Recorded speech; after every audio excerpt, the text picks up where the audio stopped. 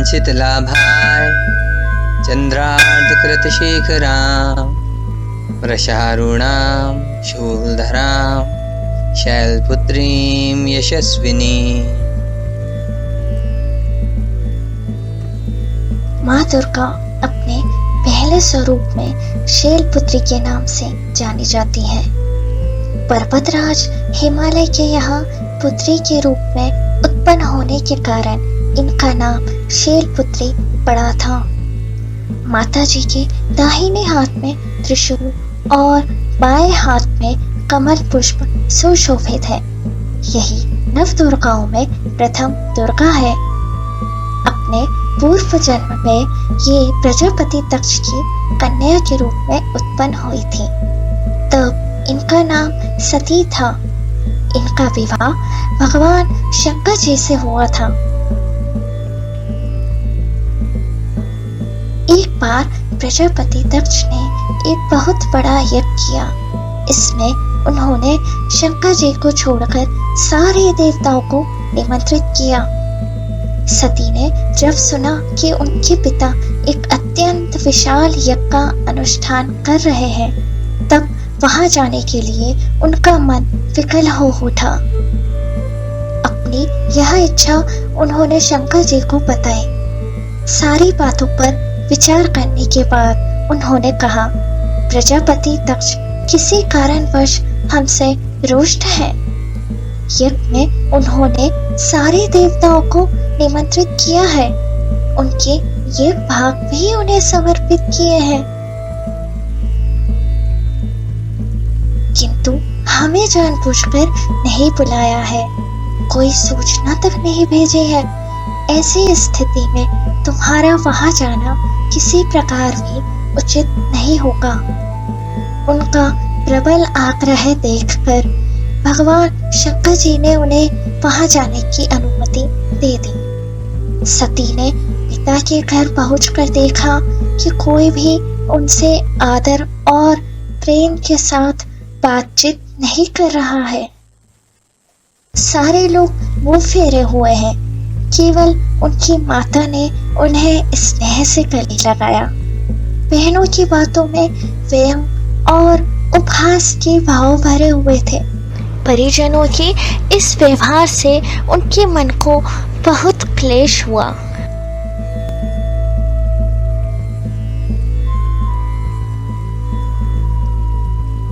उन्होंने यह भी देखा कि वहां चतुर्दिक भगवान शंकर जी के प्रति तिरस्कार का भाव भरा हुआ है।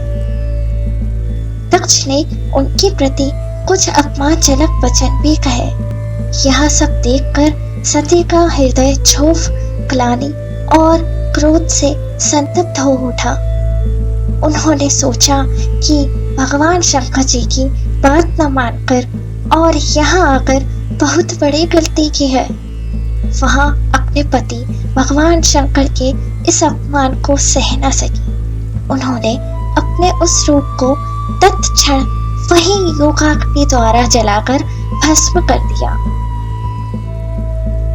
वज्रपात के समान इस दारुण दुखद घटना को सुनकर शंकर जी ने क्रोध हो अपने कड़ों को भेजकर दक्ष के उस यज्ञ का पूर्णतः विध्वंस करवा दिया।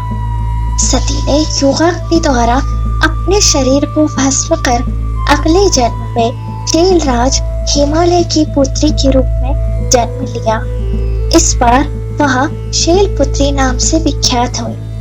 पार्वती, हेमवती ये उन्हीं के नाम है। उपनिषद की एक कथा के अनुसार हेमवती स्वरूप से ही देवताओं का गर्भ भंजन किया था। शैलपुत्री देवी का विवाह भी शंकर जी से ही हुआ। पूर्व जन्म की भांति इस जन्म में भी वह शिव जी की अर्धांगिनी बनी। नव दुर्गाओं में प्रथम शैलपुत्री दुर्गा का महत्व और शक्तियां अनंत है। नवरात्रि पूजन में प्रथम दिवस इन्हीं की पूजा और उपासना की जाती है।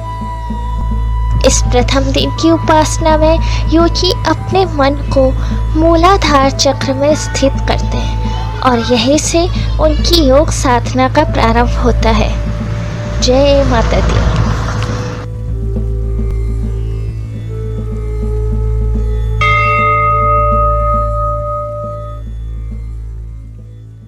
माँ ब्रह्मचारिणी। ॐ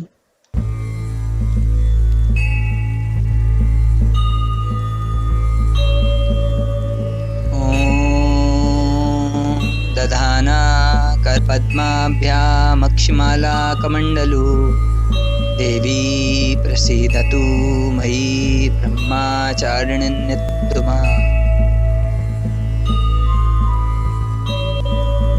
माँ दुर्गा की नौ शक्तियों का दूसरा स्वरूप ब्रह्मचारिणी का है। यहाँ ब्रह्म शब्द का अर्थ तपस्या है। ब्रह्मचारिणी अर्थात तप की चारिणी, तप का आचरण करने वाली। कहा भी है वेदस्तत्वम तपो ब्रह्मा, वेद तत्व और तप ब्रह्मा शब्द के अर्थ हैं। ब्रह्मचारिणी देवी का स्वरूप पूर्ण ज्योतिर्मय एवं अत्यंत भव्य है। इनके दाहिने हाथ में जप की माला एवं बाएं हाथ में कमंडलू रहता है।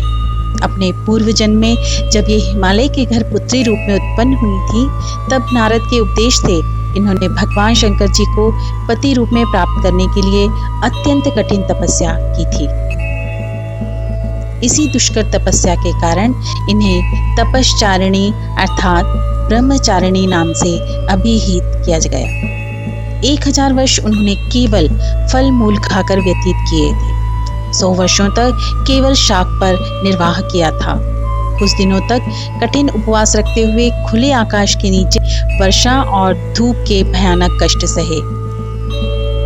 इस कठिन तपश्चर्या के पश्चात 3000 वर्षों तक केवल जमीन पर टूटकर गिरे हुए बेलपत्रों को खाकर वह अहर्निश भगवान शंकर की आराधना करती रहीं।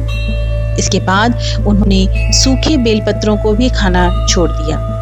कई हजार वर्षों तक वह निर्जल और निराहार तपस्या करती रही। पत्तों को भी खाना छोड़ देने के कारण उनका एक नाम अपर्णा भी पड़ गया। कई हजार वर्षों की इस कठिन तपस्या के कारण ब्रह्मचारिणी देवी का वह पूर्व जन्म का शरीर एकदम क्षीण हो गया। वह अत्यंत ही कृशकाय हो गई थी। उनकी यह दशा देखकर उनकी माता मैना अत्यंत दुखी हो उठी। उन्होंने उन्हें उस कठिन तपस्या से विरत करने के लिए आवाज दी, ओ माँ, अरे नहीं, ओ नहीं। तब से देवी ब्रह्मचारिणी का पूर्व जन्म का एक नाम उमा भी पड़ गया था। उनकी इस तपस्या से तीनों लोकों में हाहाकार मच गया। देवता, ऋषि, सिद्धिगण, मुनि सभी ब्रह्मचारिणी देवी की इस तपस्या को अभूतपूर्व पुण्य कृत्य बताते हुए उनकी सराहना करने लगे। अंत में पितामह ब्रह्मा जी ने आकाशवाणी के द्वारा उन्हें संबोधित करते हुए प्रसन्न स्वरों में कहा, हे देवी, आज तक किसी ने ऐसी कठोर तपस्या नहीं की थी। ऐसी तपस्या तुम्ही से संभव थी। तुम्हारे इस अलौकिक कृत्य के चतुर्दिक सराहना हो रही है। तुम्हारी मनोकामना सर्वतोभावेन परिपूर्ण होगी। भगवान चंद्रमौली शिव जी तुम्हें पति रूप में प्राप्त होंगे। अब तुम तपस्या से विरत होकर घर लौट जाओ। शीघ्र ही तुम्हारे पिता तुम्हें बुलाने आ रहे हैं। माँ दुर्गा जी का यह दूसरा स्वरूप भक्तों और सिद्धों को अनंत फल देने वाला है।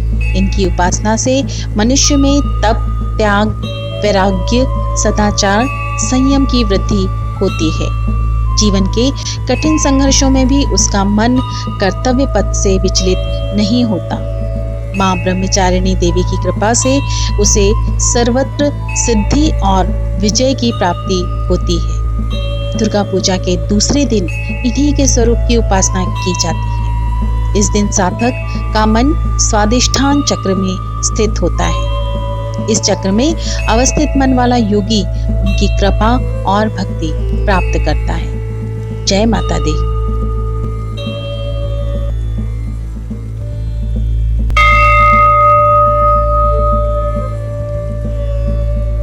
ॐ पिण्डज प्रवरारुणा चण्डकोपास्त्रकैर्युता प्रसादं तनुते मह्यं चंद्रघंटे तु विश्रुता। माँ दुर्गा की तीसरी शक्ति का नाम चंद्रघंटा है। नवरात्रि उपासना में तीसरे दिन इन्हीं के विग्रह का पूजन आराधन किया जाता है। इनका यह स्वरूप परम शांतिदायक और कल्याणकारी है। इनके मस्तक पे घंटे के आकार का अर्ध चंद्र है। इसी कारण से इन्हें चंद्रघंटा देवी कहा जाता है। इनके शरीर का रंग स्वर्ण के समान चमकीला है। इनके 10 हाथ हैं। इनके 10 हाथों में खड़ग, बाण आदि अस्त्र विभूषित है। इनका वाहन सिंह है। इनकी मुद्रा युद्ध के लिए उद्यत रहने की होती है। इनके घंटे की सी भयानक चंड ध्वनि से अत्याचारी दानव, दैत्य, राक्षस सदैव प्रकंपित रहते हैं। नवरात्रि की दुर्गा उपासना में तीसरे दिन की पूजा का अत्यधिक महत्व है। इसी दिन साधक का मन मणिपुर चक्र में प्रविष्ट होता है। माँ चंद्रघंटा की कृपा से साधक के समस्त पाप और बाधाएं नष्ट हो जाती है। इनकी आराधना सतह फलदायी है। इनकी मुद्रा सदैव युद्ध के लिए अभिमुख रहने की होती है। अतः भक्तों के कष्ट का निवारण ये अत्यंत शीघ्र कर देती है। इनका वाहन सिंह है। अतः इनका उपासक सिंह की तरह पराक्रमी और निर्भीक हो जाता है। इनके घंटे की ध्वनि सदा अपने भक्तों की प्रेत बाधाती से रक्षा करती रहती है। इनका ध्यान करते ही शरणागत की रक्षा के लिए इस घंटे की ध्वनि निनादित हो उठती है। दुष्टों का दमन और विनाश करने में सदैव तत्पर रहने के बाद भी इनका स्वरूप दर्शक और आराधक के लिए अत्यंत सौम्यता एवं शांति से परिपूर्ण रहता है। इनकी आराधना से प्राप्त होने वाला एक बहुत बड़ा सद्गुण यह भी है कि साधक में वीरता, निर्भयता के साथ ही सौम्यता एवं विनम्रता का भी विकास होता है। उसके मुख, नेत्र तथा संपूर्ण काया में कांति गुण की वृद्धि होती है। स्वर में दिव्य अलौकिक माधुर्य का समावेश हो जाता है। माँ चंद्रघंटा के भक्त और उपासक जहाँ भी जाते हैं, लोग उन्हें देखकर शांति और सुख का अनुभव करते हैं। ऐसे साधक के शरीर से दिव्य प्रकाश युक्त परमाणुओं का अदृश्य विकिरण होता रहता है। यह दिव्य क्रिया साधारण चक्षुओं से दिखलाई नहीं देती, किंतु साधक और उसके संपर्क में आने वाले लोग इस बात का अनुभव भली भांति करते रहते हैं। हमें चाहिए कि अपने मन, वचन, कर्म एवं काया को विहित विधि विधान के अनुसार पूर्णतः परिशुद्ध एवं पवित्र करके माँ चंद्रघंटा के शरणागत होकर उनकी उपासना आराधना में तत्पर हो। उनकी उपासना से हम समस्त सांसारिक कष्टों से उन्मुक्त होकर सहज ही परम पद के अधिकारी बन सकते हैं। हमें निरंतर उनके पवित्र विग्रह को ध्यान में रखते हुए साधना की ओर अग्रसर होने का प्रयत्न करना चाहिए। उनका ध्यान हमारे इहलोक और परलोक दोनों के लिए परम कल्याणकारी और सद्गति को देने वाला है। जय माता दी।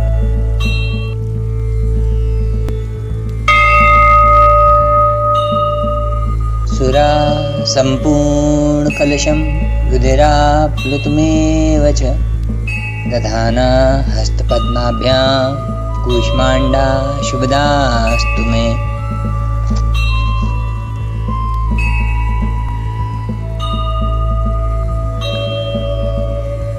माँ दुर्गा जी के चौथे स्वरूप का नाम कूष्मांडा है।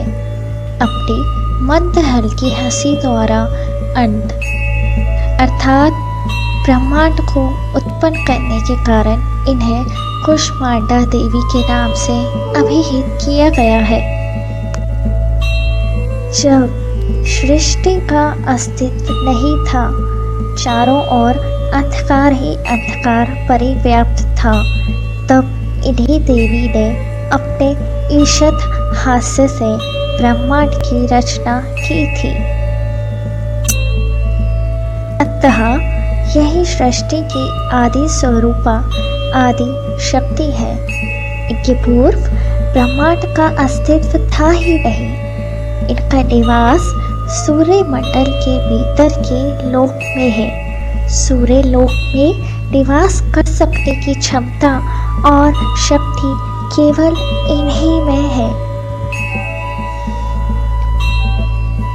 इनके शरीर की कांति और प्रभा भी सूर्य के समान ही दिव्यमान और भास्वर है। इनके तेज की तुलना इन्हीं से की जा सकती है। अन्य कोई भी देवी देवता इनके तेज और प्रभाव की समता नहीं कर सकते। इन्हीं के तेज और प्रकाश से दसों दिशाएं प्रकाशित हो रही है। ब्रह्मांड की सभी वस्तुओं और प्राणियों में अवस्थित तेज इन्हीं की छाया है। इनकी 8 भुजाएं हैं। अतः ये अष्टभुजा देवी के नाम से भी विख्यात हैं।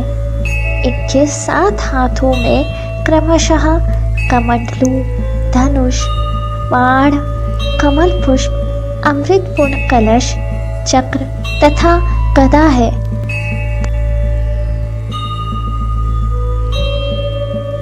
आठवें हाथ में सभी सिद्धियों और निधियों को देने वाली जप माला है।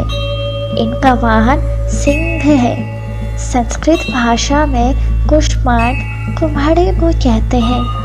बलियों में कुम्हाड़ी की बलि इन्हें सर्वाधिक प्रिय है। इस कारण से भी ये कुष्मांडा कही जाती है।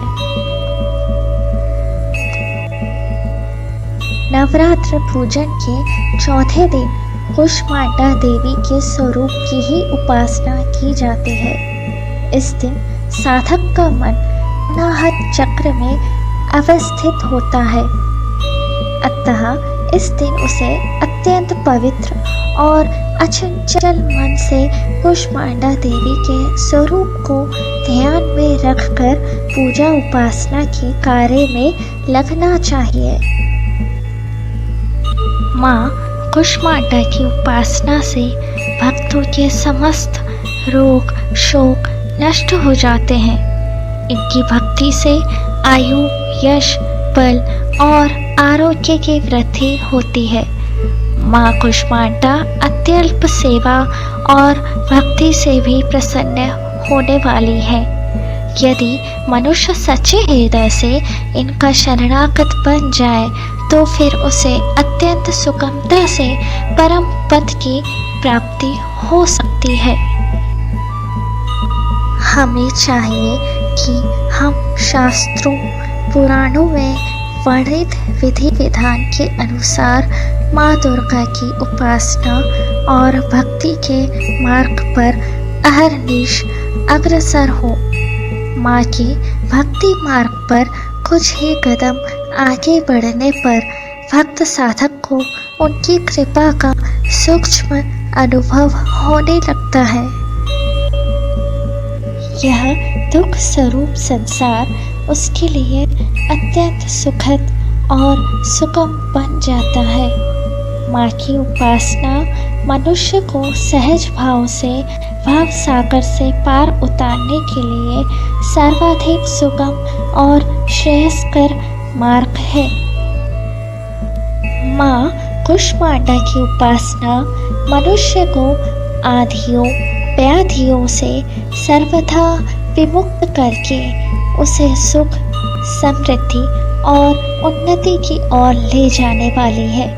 अतः अपनी लौकिक या पारलौकिक उन्नति चाहने वालों को इनकी उपासना में सदैव तत्पर रहना चाहिए। सिंहासनगता नित्यं पद्माश्रितकरद्वया शिवदास्तु सदा देवी स्कंदमाता यशस्विनी।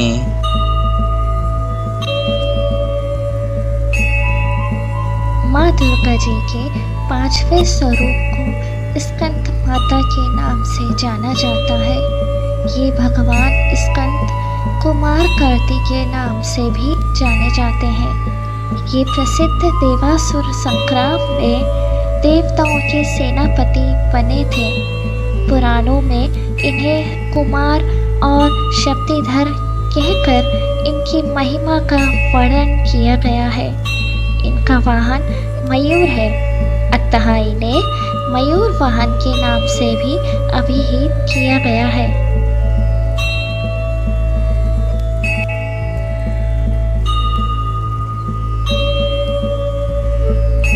इन्हें भगवान स्कंद की माता होने के कारण माँ दुर्गा जी के इस 5वें स्वरूप को स्कंद माता के नाम से जाना जाता है। इनकी उपासना नवरात्रि पूजा के 5वें दिन की जाती है। इस दिन साधक का मन विशुद्ध चक्र में अवस्थित होता है। इनके विग्रह में भगवान स्कंद जी बाल रूप में इनकी गोद में बैठे होते हैं। स्कंद मात्र स्वरूपिणी देवी की 4 भुजाएं हैं। ये दाहिनी तरफ की ऊपर वाली भुजा से भगवान स्कंद को गोद में पकड़े हुए हैं। दाहिनी तरफ की नीचे वाली भुजा जो ऊपर की ओर उठी हुई है उसमें कमल पुष्प है। बाई तरफ की ऊपर वाली भुजा वर मुद्रा में तथा नीचे वाली भुजा में जो ऊपर की ओर उठी है उसमें भी कमल पुष्प ली हुई है। इनका वर्ण पूर्णतः शुभ्र है। ये कमल के आसन पर विराजमान रहती है।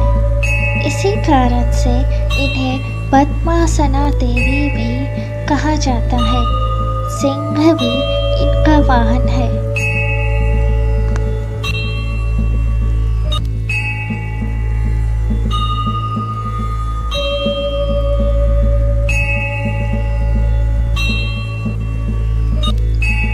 नवरात्रि पूजन के 5वें दिन का शास्त्रों में पुष्कल महत्व बताया गया है। इस चक्र में अवस्थित मन वाले साधक की समस्त बाह्य क्रियाओं एवं चित्त वृत्तियों का लोप हो जाता है। वह विशुद्ध चैतन्य स्वरूप की ओर अग्रसर हो रहा होता है। उसका मन समस्त लौकिक सांसारिक मायिक बंधनों से विमुक्त होकर पद्मासना माँ स्कंद माता के स्वरूप में पूर्णतः तल्लीन होता है।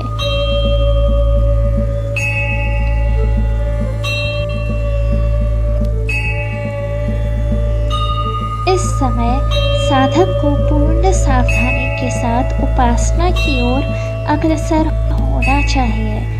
उसे अपनी समस्त ध्यान वृत्तियों को एकाग्र रखते हुए साधना के पथ पर आगे बढ़ना चाहिए।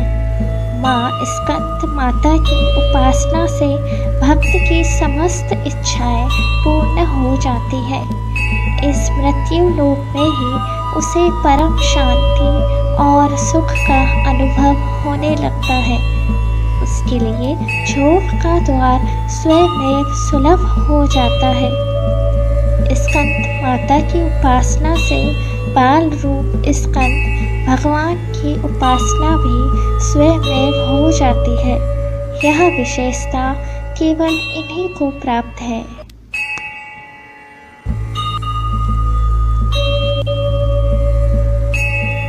अतः साधक को स्कंद माता की उपासना की ओर विशेष ध्यान देना चाहिए। सूर्य मंडल की अधिष्ठात्री देवी होने के कारण इनका उपासक अलौकिक तेज एवं कांति से संपन्न हो जाता है। एक अलौकिक प्रभा मंडल अदृश्य भाव से सदैव उसके चतुर्दिक परिव्याप्त रहता है। यह प्रभा मंडल प्रति क्षण उसके योगक्षेम का निर्वहन करता रहता है। अतः हमें एकाग्र भाव से मन को पवित्र रखकर माँ की शरण में आने का प्रयत्न करना चाहिए। इस घोर भव सागर के दुखों से मुक्ति पाकर मोक्ष का मार्ग सुलभ बनाने का इससे उत्तम उपाय दूसरा नहीं है। जय माता दी।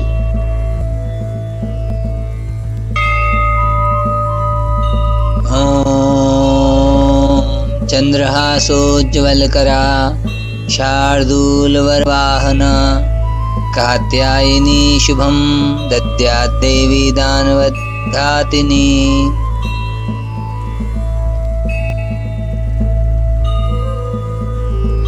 जय माँ कात्यायनी। माँ दुर्गा के छठवें स्वरूप का नाम कात्यायनी है। इनका कात्यायनी नाम पड़ने की कथा इस प्रकार है। कत नामक एक प्रसिद्ध महर्षि थे। उनके पुत्र ऋषि कात्य हुए। इन्हीं कात्य के गोत्र में विश्व प्रसिद्ध महर्षि कात्यायन उत्पन्न हुए थे। इन्होंने भगवती पराम्बा की उपासना करते हुए बहुत वर्षों तक बड़ी कठिन तपस्या की थी। उनकी इच्छा थी कि माँ भगवती उनके घर पुत्री के रूप में जन्म लें। माँ भगवती ने उनकी यह प्रार्थना स्वीकार कर ली थी। कुछ काल पश्चात जब दानव महिषासुर का अत्याचार पृथ्वी पर बहुत बढ़ गया, तब भगवान ब्रह्मा, विष्णु, महेश तीनों ने अपने अपने तेज का अंश देकर महिषासुर के विनाश के लिए एक देवी को उत्पन्न किया। महर्षि कात्यायन ने सर्वप्रथम इनकी पूजा की। इसी कारण से यह कात्यायनी कहलाई। ऐसी भी कथा मिलती है कि ये महर्षि कात्यायन के यहाँ पुत्री रूप से उत्पन्न हुई थी। आश्विन कृष्ण चतुर्दशी को जन्म लेकर शुक्ल सप्तमी, अष्टमी तथा नवमी तक 3 दिन इन्होंने कात्यायन ऋषि की पूजा ग्रहण कर दशमी को महिषासुर का वध किया था। माँ कात्यायनी अमोघ फलदायिनी है। भगवान कृष्ण को पति रूप में पाने के लिए व्रज की गोपियों ने इन्हीं की पूजा कालिंदी यमुना के तट पर की थी। ये ब्रजमंडल की अधिष्ठात्री देवी के रूप में प्रतिष्ठित है। इनका स्वरूप अत्यंत ही भव्य और दिव्य है। इनका वर्ण स्वर्ण के समान चमकीला और भास्वर है। इनकी 4 भुजाएं हैं। माता जी का दाहिनी तरफ का ऊपर वाला हाथ अभय मुद्रा में है तथा नीचे वाला वर मुद्रा में। बाईं तरफ के ऊपर वाले हाथ में तलवार और नीचे वाले हाथ में कमल पुष्प सुशोभित है। इनका वाहन सिंह है। दुर्गा पूजा के 6वें दिन इनके स्वरूप की उपासना की जाती है। उस दिन साधक का मन आज्ञा चक्र में स्थित होता है। योग साधना में इस आज्ञा चक्र का अत्यंत महत्वपूर्ण स्थान है। इस चक्र में स्थित मन वाला साधक माँ कात्यायनी के चरणों में अपना सर्वस्व निवेदित कर देता है। परिपूर्ण आत्मदान करने वाले ऐसे भक्त को सहज भाव से माँ कात्यायनी के दर्शन प्राप्त हो जाते हैं। माँ कात्यायनी की भक्ति और उपासना द्वारा मनुष्य को बड़ी सरलता से अर्थ, धर्म, काम, मोक्ष 4 फलों की प्राप्ति हो जाती है। वह इस लोक में स्थित रहकर भी अलौकिक तेज और प्रभाव से युक्त हो जाता है। उसके रोग, शोक, संताप, भय आदि सर्वथा विनष्ट हो जाते हैं। जन्म जन्मांतर के पापों को विनष्ट करने के लिए माँ की उपासना से अधिक सुगम और सरल मार्ग दूसरा नहीं है। इनका उपासक निरंतर इनके सानिध्य में रहकर परम पद का अधिकारी बन जाता है। अतः हमें सर्वतोभावेन माँ के शरणागत होकर उनकी पूजा उपासना के लिए तत्पर होना चाहिए। जय माता दी।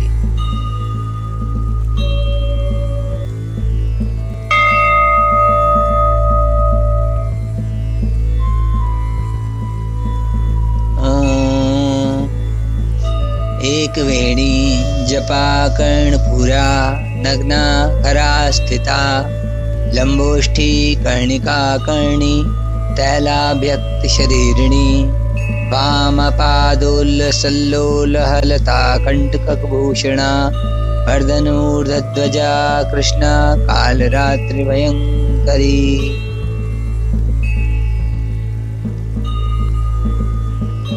माँ दुर्गा जी की सातवीं शक्ति कालरात्रि के नाम से जानी जाती है। इनके शरीर का रंग घने अंधकार की तरह एकदम काला है। सिर के बाल बिखरे हुए हैं। गले में विद्युत की तरह चमकने वाली माला है।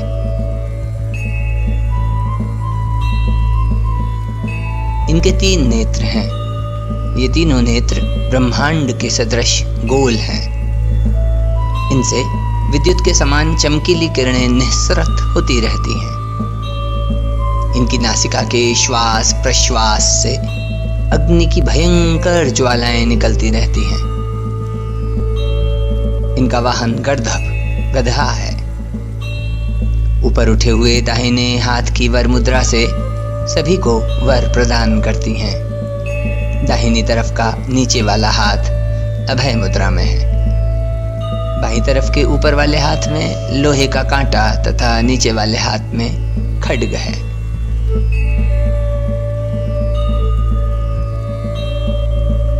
माँ कालरात्रि का स्वरूप देखने में अत्यंत भयानक है, लेकिन ये सदैव शुभ फल ही देने वाली है। इसी कारण इनका एक नाम शुभमकरी भी है। अतः इनसे भक्तों को किसी प्रकार भी भयभीत अथवा आतंकित होने की आवश्यकता नहीं है। दुर्गा पूजा के 7वें दिन माँ कालरात्रि की उपासना का विधान है। इस दिन साधक का मन सहस्त्रार चक्र में स्थित रहता है। उसके लिए ब्रह्मांड की समस्त सिद्धियों का द्वार खुलने लगता है। इस चक्र में स्थित साधक का मन पूर्णतः माँ कालरात्रि के स्वरूप में अवस्थित रहता है।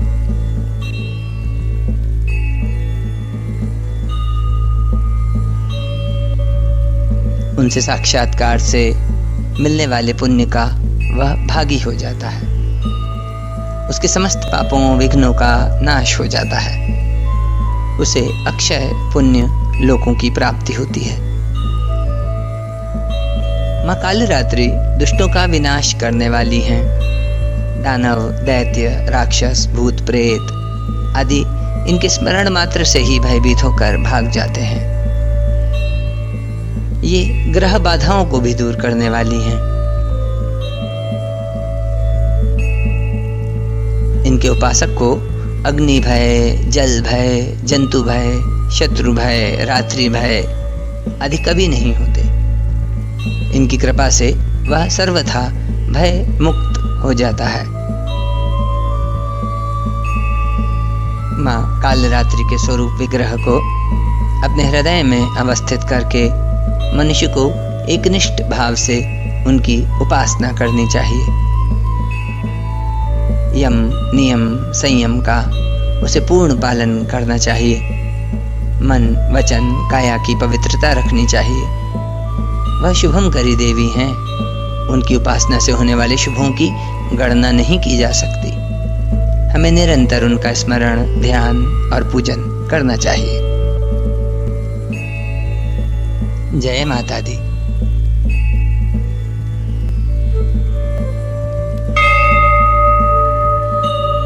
जय महागौरी।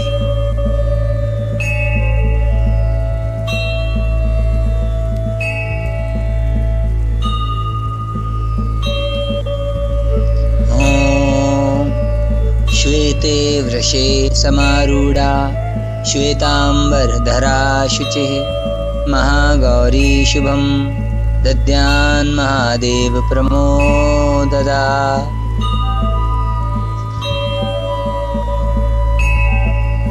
माँ दुर्गा की 8वीं शक्ति का नाम महागौरी है। इनका वर्ण पूर्णतः गौर है। इस गौरता की उपमा शंख, चंद्र और कुंद के फूल से दी गई है। इनकी आयु 8 वर्ष की मानी गई है। 8 वर्षा भवेद गौरी।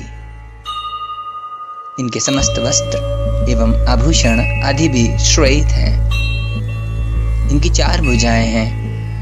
इनका वाहन वृषभ है। इनके ऊपर के दाहिने हाथ में अभय मुद्रा और नीचे वाले दाहिने हाथ में त्रिशूल है। ऊपर वाले बाएं हाथ में डमरू और नीचे के बाएं हाथ में वर मुद्रा है। इनकी मुद्रा अत्यंत शांत है।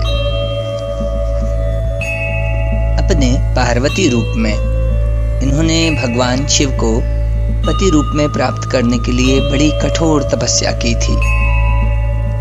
इनकी प्रतिज्ञा थी कि व्रिये अहम वरदम शंभुम नान्यम देवम महेश्वरात्। गोस्वामी तुलसीदास जी के अनुसार भी इन्होंने भगवान शिव के वरण के लिए कठोर संकल्प लिया था। जन्म कोटि लगिर अगर हमारी, बरऊं शंभु नत रहऊं कुंवारी। इस कठोर तपस्या के कारण इनका शरीर एकदम काला पड़ गया। इनकी तपस्या से प्रसन्न और संतुष्ट होकर जब भगवान शिव ने इनके शरीर को गंगा जी के पवित्र जल से मलकर धोया, तब वह विद्युत प्रभा के समान अत्यंत कांतिमान गौर हो उठा। तभी से इनका नाम महागौरी पड़ा।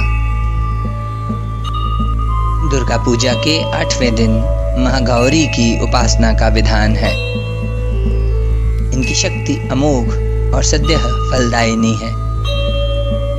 इनकी उपासना से भक्तों के सभी कल्मश धुल जाते हैं। उसके पूर्व संचित पाप भी विनष्ट हो जाते हैं। भविष्य में पाप, संताप, दैन्य दुख उसके पास कभी नहीं आते। वह सभी प्रकार के पवित्र और अक्षय पुण्यों का अधिकारी हो जाता है। माँ महागौरी का ध्यान, स्मरण, पूजन, आराधन भक्तों के लिए सर्वविध कल्याणकारी है। हमें सदैव इनका ध्यान करना चाहिए। इनकी कृपा से अलौकिक सिद्धियों की प्राप्ति होती है। मन को अनन्य भाव से एकनिष्ठ कर मनुष्य को सदैव इनके ही पादार विंदों का ध्यान करना चाहिए। ये भक्तों का कष्ट अवश्य ही दूर करती हैं। इनकी उपासना से आर्तजनों के असंभव कार्य भी संभव हो जाते हैं। अतः इनके चरणों की शरण पाने के लिए हमें सर्वविध प्रयत्न करना चाहिए। पुराणों में इनकी महिमा का प्रचुर आख्यान किया गया है। ये मनुष्य की वृत्तियों को सत्य की ओर प्रेरित करके असत्य का विनाश करती हैं। हमें प्रपत्ति भाव से सदैव इनका शरणागत बनना चाहिए। जय माता दी।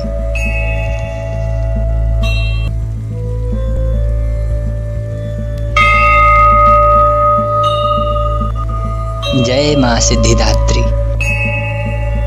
ओम सिद्ध गंधर्व यक्षाद्यैर सुरैर्मरैरपि सेव्यमाना सदा भूयात् सिद्धिदा सिद्धिदायिनी। माँ दुर्गा जी की 9वीं शक्ति का नाम सिद्धिदात्री है।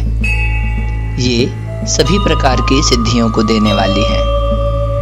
मार्कंडेय पुराण के अनुसार अणिमा, महिमा, गरिमा, लघिमा, प्राप्ति, प्राकाम्य, ईशित्व और वशित्व, ये 8 सिद्धियां होती हैं। ब्रह्म वैवर्त पुराण के श्री कृष्ण जन्मखंड में यह संख्या 18 बताई गई है।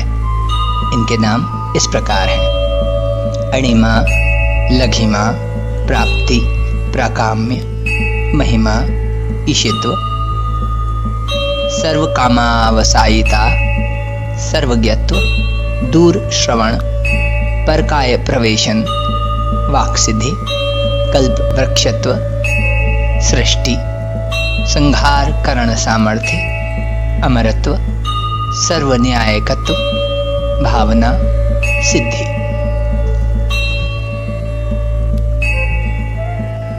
माँ सिद्धिदात्री भक्तों और साधकों को ये सभी सिद्धियां प्रदान करने में समर्थ हैं। देवी पुराण के अनुसार भगवान शिव ने इनकी कृपा से ही इन सिद्धियों को प्राप्त किया था। इनकी अनुकंपा से ही भगवान शिव का आधा शरीर देवी का हुआ था। इसी कारण वह लोक में अर्धनारीश्वर नाम से प्रसिद्ध हुए। माँ सिद्धिदात्री 4 भुजाओं वाली हैं। इनका वाहन सिंह है। ये कमल पुष्प पर भी आसीन होती हैं। इनकी दाहिनी तरफ के नीचे वाले हाथ में चक्र, ऊपर वाले हाथ में गदा तथा बाईं तरफ के नीचे वाले हाथ में शंख और ऊपर वाले हाथ में कमल पुष्प है।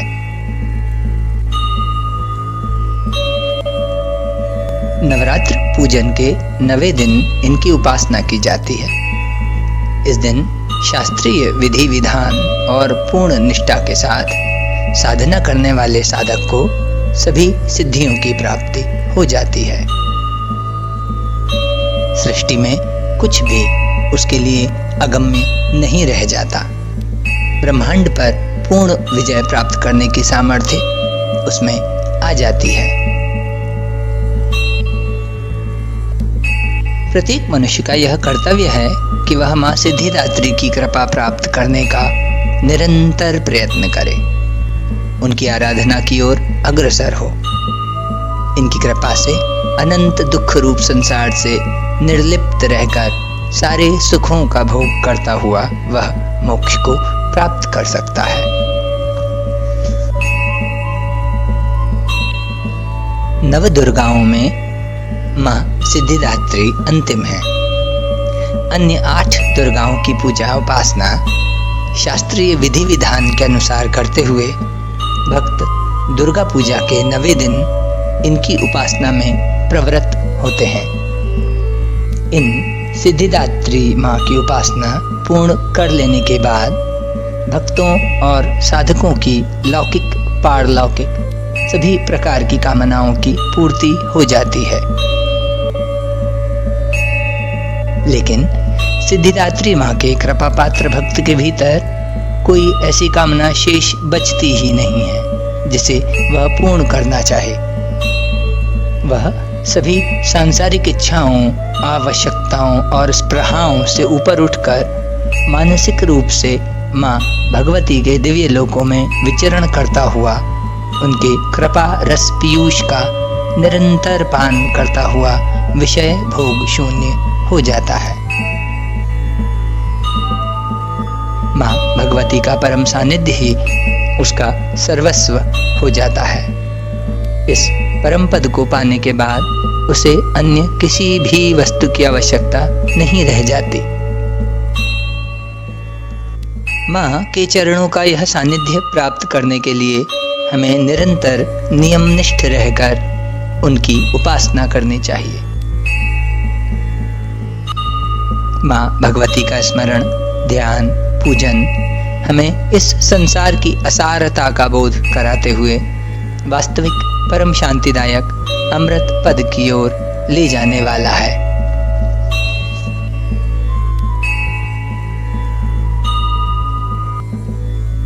स्पिरिचुअल जिम्नेजियम सत्संग की तरफ से आप सभी को ईश्वर का आशीर्वाद और अनन्य प्रेम प्राप्त हो। यदि आप हमारे वीडियोस देखते और पसंद करते हैं तो कृपया लाइक और सब्सक्राइब जरूर कीजिए।